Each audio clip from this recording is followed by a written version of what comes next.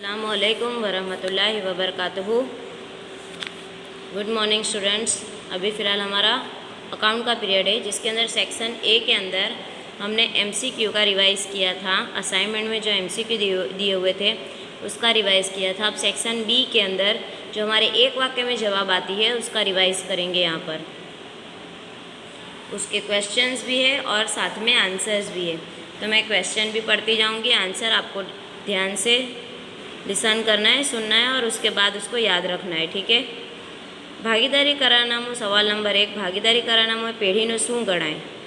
भागीदारी का जो करारनामा होता है रिटर्न में, वो पेढ़ी के लिए क्या है? तो उसका आंसर है भागीदारी करारनाમું એ भागीदारी पेढ़ीનું वहीवटी बंधारण છે। तो जो पार्टनर्स है वो उसका कारोबार का बंधारण है, जिसके साथ कारोबार के सदस्य जुड़े हुए होते हैं, बंधाए हुए होते हैं। उसके अंदर करार में जो लिखित रूप से लिखा हुआ होता है उसके हिसाब से सारे हिसाब किताब, जैसे कि पार्टनर्स का मुनाफा, सूद वगैरह का हिसाब होता है। सवाल नंबर 2। भागीदारो वच्चे लेखित करार न हो तो वहीवटी प्रश्नों निकाल कई रीते थाय छे? अगर उन लोगों ने कोई रिटर्न में करार ही न किया हो तो उनके बीच का जो क्वेश्चंस है उसका निवारण, उसका सॉल्यूशन कैसे आएगा? तो 1932 में भारतीय भागीदारी कायदाओनी जोगवाईओ मुजब थाय छे। 1932 में जो पार्टनरशिप के कायदे बने थे उसकी जोगवाई के हिसाब से उसका निवारण आता है। पाघड़ी एटले शुं? अपेक्षित नफा करता वधु नफो कमावानी धंधानी प्रतिष्ठाનું मूल्य एटले पाघड़ी। यानी कारोबार में जितने साल से कारोबार चल रहा है, तो जैसे कि फ़र्ज़ करो कि अभी यहाँ पर हमारे 2-3 साल से जैसे कारोबार नफ़े में जा रहा है, हमने अंदाज़ा लगाया था हमारा कारोबार का 1 साल का नफ़ा कुछ 50,000 तक होगा, लेकिन हमारा कारोबार का नफ़ा उससे कई ज़्यादा होता है। 80,000, 90,000, 60,000। मतलब हमने जो डिसाइड किया था, हमने जो फ़र्ज़ किया था उससे ज़्यादा अपेक्षित किए हुए नफ़े से ज़्यादा नफ़ा कमाने की हमारे कारोबार की ताकत है, उसे पाघड़ी बोला जाता है। पाघड़ीનું पुनः मूल्यांकन एटले शुं? सवाल नंबर 4। पुनर्गठन समय मिलकतो અને દેવાના પુનઃ મૂલ્યાંકન સાથે પાઘડીનું જે નવું મૂલ્ય નક્કી કરવામાં આવે છે તે।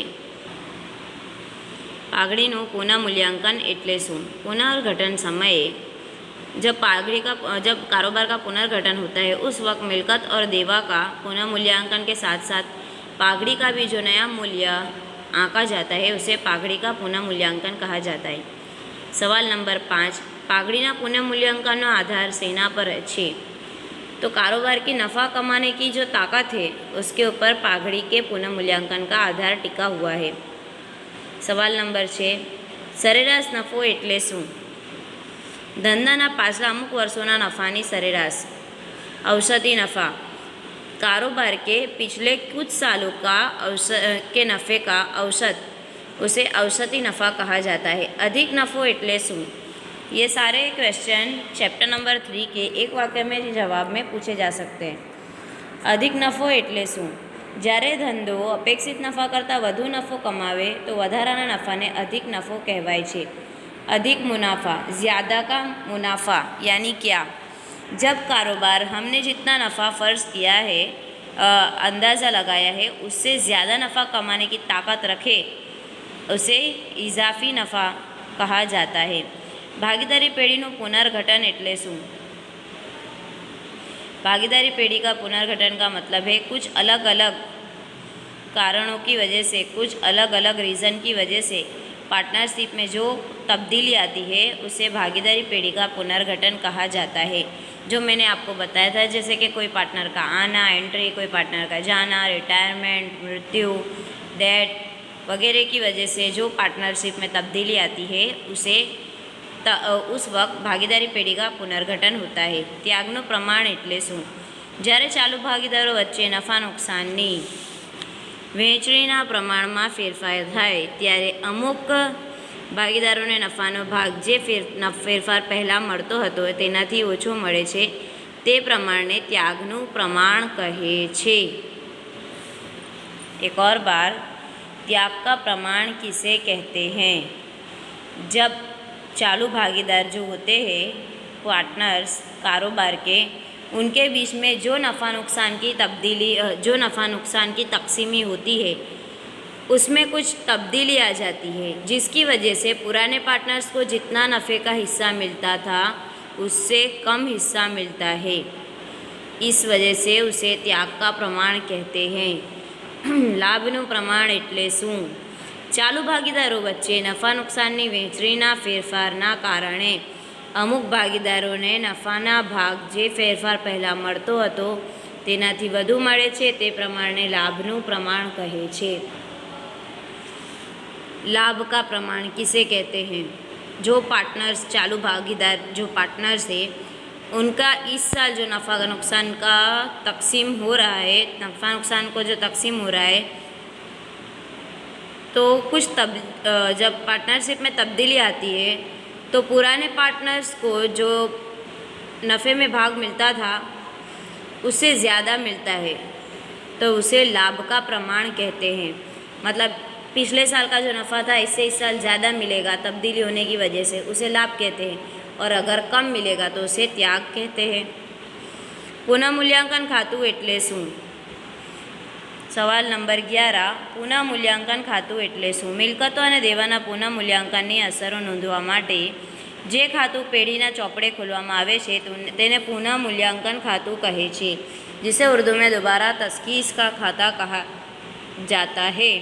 मिलकत, जायदाद और कर्ज के पुनःमूल्यांकन की असर को ढूंढने के लिए जो खाता खोलने में आता है उसे पुनःमूल्यांकन का खाता कहा जाता है। नवा भागीदार ने कया हेतुसर पेढ़ी में दाखल करवामां आवे छे?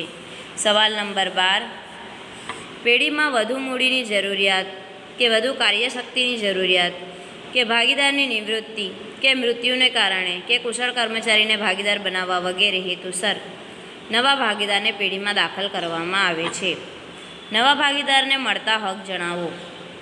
नवा भागीदार ने पेढ़ीना भविष्य में नफा में नक्की करेल भाग मळे छे, नफे में हिस्सा मिलता है, अने भविष्य में पेढ़ीनी मिलकत में भाग मळशे, जायदाद में भी हिस्सा मिलेगा। पागड़ीनुं प्रीमियम कोने कहे छे? नवा भागीदारना प्रवेश वखते जूना भागीदारो तेमने मळता नफानो केटलोक भाग नवा भागीदारनी तरफेणमां त्याग करे छे। जूना भागीदारे करेल त्यागना बदलामां नवा भागीदार वळतर स्वरूपे आपवानी रकमने पागड़ीनो प्रीमियम कहे छे।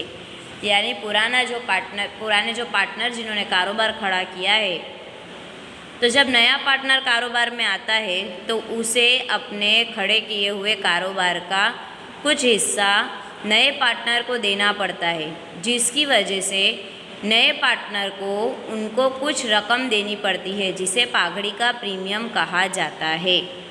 ठीक है, ये हमारे क्वेश्चन नंबर सेक्शन बी के क्वेश्चन 14 हुए हैं।